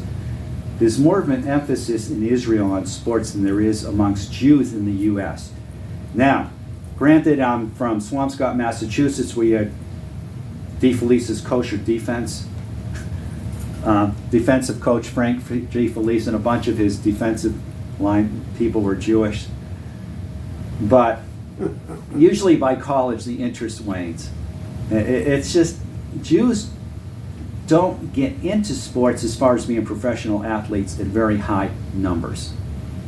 Israel, there's more of an emphasis on that. Jews, see, when I grew up, here's what working in the prison is, it's shown me a whole different aspect of society. I talk with people and talk about a third grade education. Some people I talk to, it's like they're a third grade mindset. And they're growing up in rough environments, broken homes, all kinds of things. With me, when I grew up, it was divorce, what's that? Oh yeah, there's one in the next town. There's one in a couple of states over. Actually, there was one down the street I didn't know about till recently. But it's very much It wasn't, are you going to college, especially amongst the Jews. It was, what college are you going to? Are you going to medical school, or are you going to law school, or maybe dental school? That's how I grew up. Me and my friends, my cousins, that's how we grew up. And sports was not, even though there were some Jewish athletes in high schools, we had so many Jews in our high school, it still doesn't transfer into the professional sports arena. I know, it's Hank Greenberg, I think was Jewish, and Sandy Koufax. There are a few, but it's very underrepresented number-wise. Highly egalitarian. In Israel, at Moshav Sde Nitzan, bunch of English-speaking people in a moshav, which is an agricultural cooperative. You do own your land, you're under certain rules, you can go in debt in the bank and you're not going to throw you off. And all these Jews from like South Africa, America, and stuff like that. One guy was telling me a story of going to New York and you get a job in the garment district and they're yelling at you. You think they don't like you. But after they get to know you, the boss will ask you your advice. Okay? Sealy, Ohio Sealy of the Northeast, 1 Posturepedic Drive, Randolph, Massachusetts, 02368. I worked there for 4 years as a mattress inspector. Now, that plant has been closed down and became something else. My boss was Jewish. The guy training me for my job, we had a 2-week overlap. He got me my job and they let him train me for 2 weeks before he left and moved to New Hampshire. And just, anyway. He was making more money than any of us in the department. And he said, do what you're supposed to do, not what he tells you to do. He said, I told the boss, who's Jewish, I won't use his name, that I'm not going to do what you tell me to do, I'm going to do what's right. And he kept getting raises for that. He stood up to a Jewish boss who respected it. Okay? Joe Ossoff, my father's cousin. My father got me a job at United Finish, which is a chemical plant in Peabody, Massachusetts. Now that whole complex, I guess, is gone. United Finish, Permethane, and Paul Chemical were all in this one complex. And it was off Corwin Street. Anyway, I'm working for the summer, okay, just for the summer, in between my first and second year of college. So I'm getting $2.50 an hour, and they hire you in at $3 an hour, and after 30 days, I think it's $3.30, and after 60 days, it's $3.60. So they hire a guy after me, he's making $3 and then $3.30 or something, then he quits, and I'm starting to see, is the cycle going to continue? So I get on my parents' manual typewriter and write a letter saying why he should retroactively pay me that $3 and $3.30, because that's what they had done in Germany. Okay? He's my father's cousin. My father goes to then I tell my father. My father goes to a barbecue and apologizes. You know what Joe Ossoff said? He's right, but he's summer help. This is what we do. He could admit that what I was asking for was right. Okay? Try that to a Gentile boss. Did they give you the back pay? No.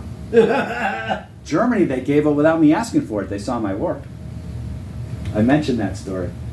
Jews are about 2% of the U.S. population. This is in 2013. 35% are Reform. This is here now. This is not Israel. 18% conservative. 10% Orthodox. 30% no denomination identified. Okay, this, 1975, National Geographic, around page 270, yeah, this is 277.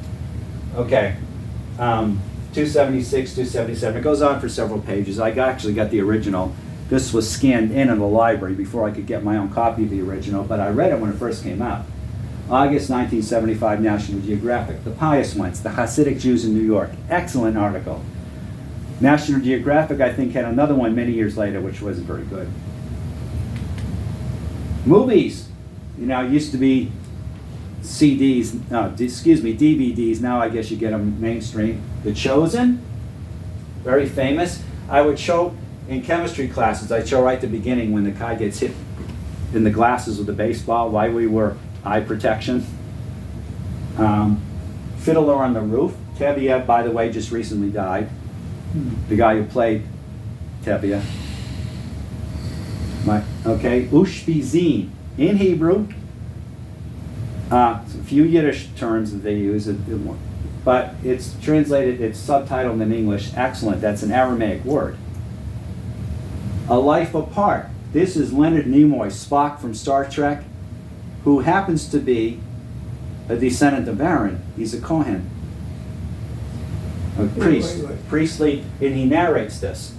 Leonard Nimoy. He's Jewish? Oh yeah, that's why he does this, because that's what the Jews would do. He does, okay, he does this thing, Live looks long like a and shin. prosper. Yeah, looks like a shin. That, he happens to be from the priestly line of Aaron. Huh. Wait a minute. I want to ask you a question when you're done. Okay. Women's balcony. In Hebrew, it is great. It's good for church leaders because it shows you what happens when a religious leader gets in with their own agenda. All of these are about Orthodox Jews. Shtisel, get on Netflix. They got 3 seasons of Shtisel. In Hebrew, subtitled, a little bit in Yiddish, and if you don't know the difference when they switch languages, just a touch is going to go over your head. There's one part where they switch to Yiddish that the kids don't understand, and then the kid does understand. But if you don't catch that, what they had problems filming it because COVID, number one, they were in a sensitive area of Jerusalem trying to film this, religious area, not the most religious, but a religious area. Number two, COVID broke out. They were able to get 3 seasons. I think the 3rd season had to wait because of COVID and stuff like that. Would you go back one frame just for a second? Sure. Can you write those down? Oh yeah, that's a great idea. Take a picture of it. But it was from Israeli television. It is fantastic, and it gives you an idea. It is real family drama. It could really happen. Family members getting along, not getting along, adultery, reconciliation, not all this, these horror films with all the blood and a lot of swearing and a lot of sex scenes and none of that stuff. I can show it to a 5-year-old. Shtisel. Very clean, but there is adultery. It's mentioned, it's not shown, But what really happens in those communities. And if you understand, at least when they switch to Yiddish, it does help. Go ahead and put the next one so I can take a picture of that too. Shtisel. Netflix. All right. Now, Shtisel. the Bible says, I say then, hath God cast away his people? God forbid. For I also am an Israelite of the seed of Abraham, of the tribe of Benjamin, which is probably why Paul changed his name to Paul from Saul. It doesn't say who changed his name, but King Saul was from Benjamin, and he ended up as a failure. Actually, he wasn't all that bad compared to the ones, as the king, both northern and southern kingdoms are ready to collapse. You get some real bloody kings. His problem was he wasn't bloody enough. He was too sentimental towards his enemies and compromising and gave in to peer pressure. But I wonder if that's why. It doesn't say, sometimes, Abram, I'm going to change your name. It's Abraham. Sarai's going to be called Sarah. You're going to have a kid, call him Isaac. It just says in Acts, Saul, whose name is Paul, or his name was Saul, however they word that. And it doesn't tell you when or who changed the name. But you got to wonder if he didn't want to look like King Saul. He's Saul from the tribe of Benjamin. And I don't know. The Bible never does tell you. Anyway, you have a question. It was about the shin, this thing that y'all were doing, because Jack did some study on the shin, and it can translate to the word destroy. So how does this, when you show it to someone as a greeting, mean whatever you just said, live long and prosper, or something you all said? I think supposedly the priests would do this. First word of Shaddai. First letter in the word Shaddai. Now, shed is the Hebrew word for breast. El Shaddai, which is translated in King James as God Almighty, really does not mean Almighty at all. It means God who feeds you. God the all-sufficient one. God who nourishes you. Think of breastfeeding. Probably that's why they're doing that. First letter in the word Shaddai. I think I could look it up. There's a lot of Jewish custom, again, that isn't found in the Bible. You read the Babylonian Talmud, you might read Josephus, to put together a whole lot of these things that have evolved, if you want to say that, over the ages. And supposedly, I read that this means shin, which makes perfect sense. If you see that, and I guess they would do that over, I don't know if it's over sacrifices or what, or over the Bible. I'd have to look that up. But Leonard Nimoy, I've one source I read. And I keep saying one source I read, because when you say something, it better be true. Well, the truth is, I read it somewhere. Someone can be wrong. You deal with this all the time when you're trying to get history and theology and all that stuff straight. I read it in the book long ago. I can't bring the source to you. I wouldn't stake my life on it, type of thing. This is what a source says. 6 million Jews. Okay, that's the accepted number. That's kind of the ones they know about. They think there might have been 6.5, 7 million, perhaps. That was one source. In other words, we're not undercounting, we're not overcounting, like white supremacists, Holocaust deniers say, we're undercounting. So any time you say anything, except almost an exact quote from the Bible, there's a little caveat there that some information might not be quite right. You read Josephus and he tells you about the Herods and stuff, and how many sacrifices they'd have at Passover, and you just have to assume he's telling the truth. And so that's why I often say one source. You read something online, and then you sometimes go back and find out, like the Khmelnytsky uprising in Ukraine, 1645. 300 Jewish communities destroyed, 100,000 Jews killed, but was it really that many? They don't know for sure. Kishinev pogrom of 1903, then they got pictures and interviews and everything. They get exact numbers. So that's why I often say one source says, or I read somewhere. The truth is I read it somewhere, and it's nice to see people, years later, that the narrative can change a little. Any other questions? And the Moshe Dayan thing, I probably shouldn't have gotten off on that tirade, but much in my life, I have seen, and this is more not Jewish history so much as like preaching, within fundamentalist Christianity, there is a particular teaching that you shouldn't go to college. Okay, it shows up from time to time. Either you shouldn't or you shouldn't borrow for college and all this other stuff, and I just say nonsense. I've had a deal with Ruckmanists, people who get mad as soon as that, well, look at what it says in Hebrew. Oh, so now we have to come to you. No, learn it yourself, you idiot, then you won't have to. I feel like saying that, I probably will sometime. Well, no, I shouldn't.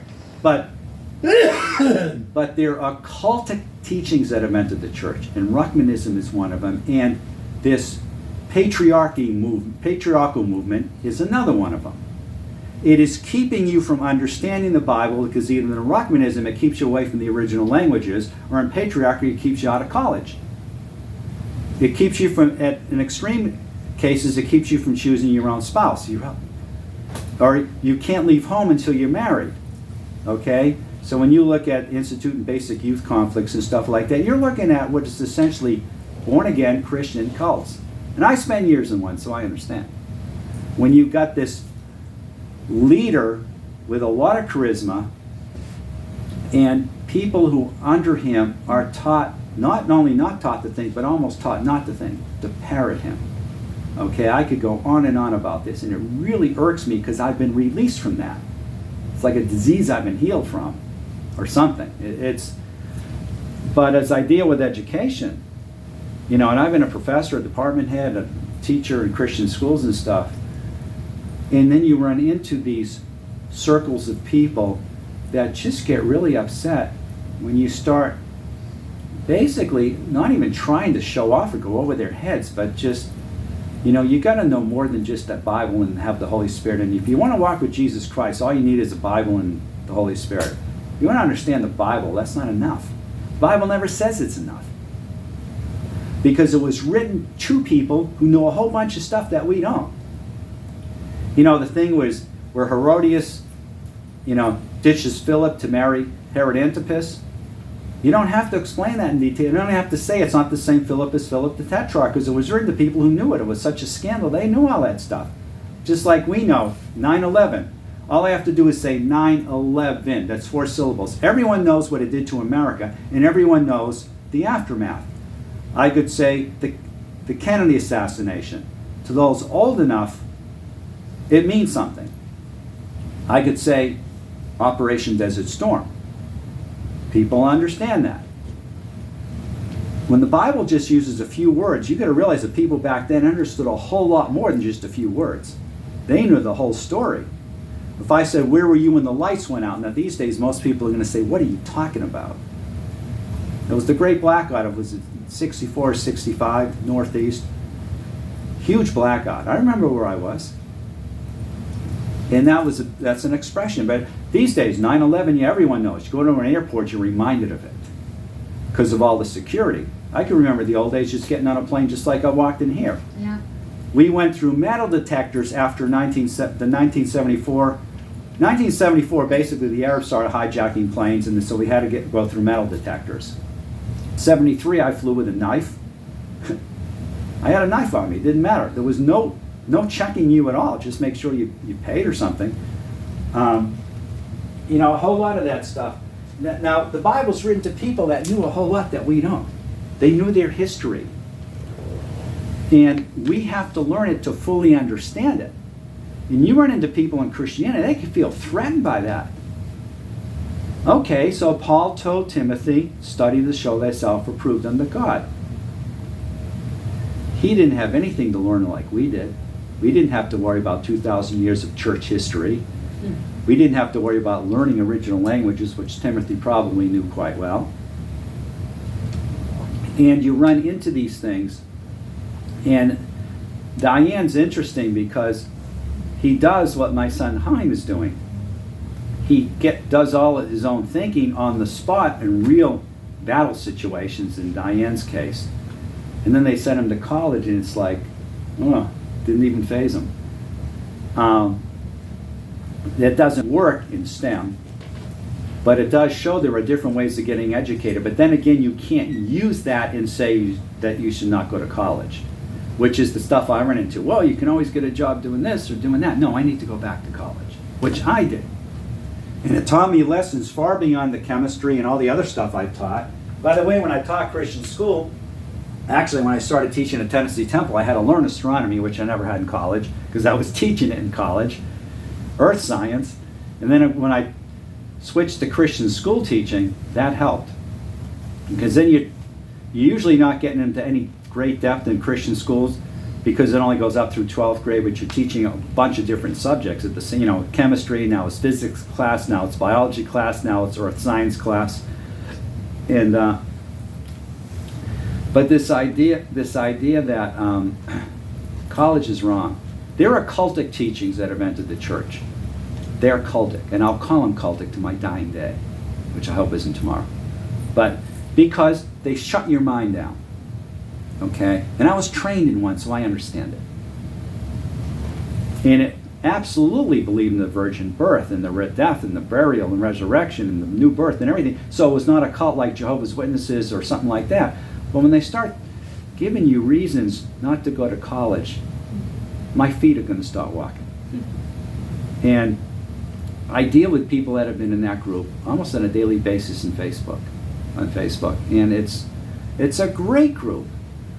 But you can't go around, and Ruckmanists will do this too, saying why you don't need to learn something.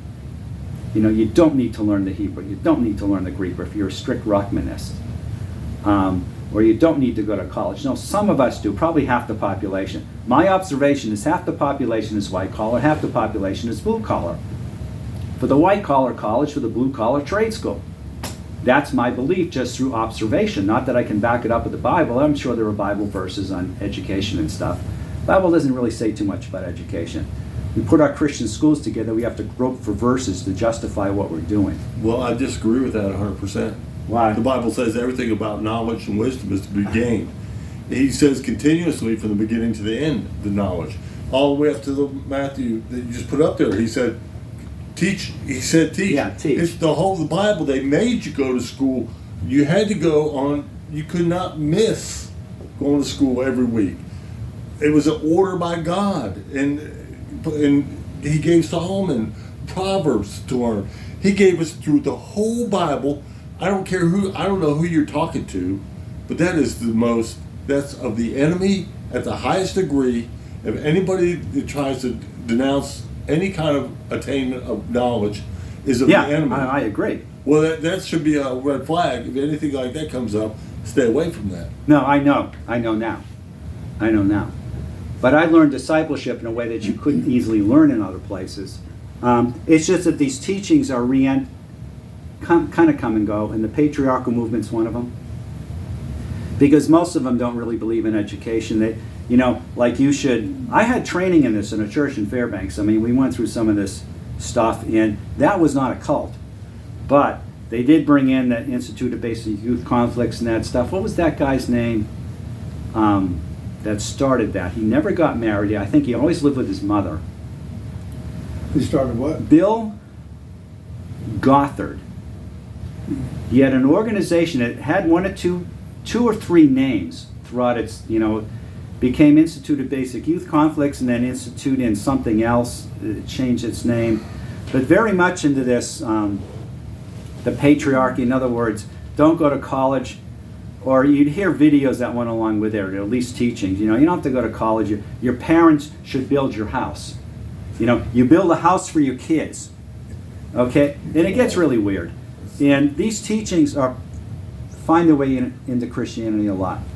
And it's an excuse to be ignorant.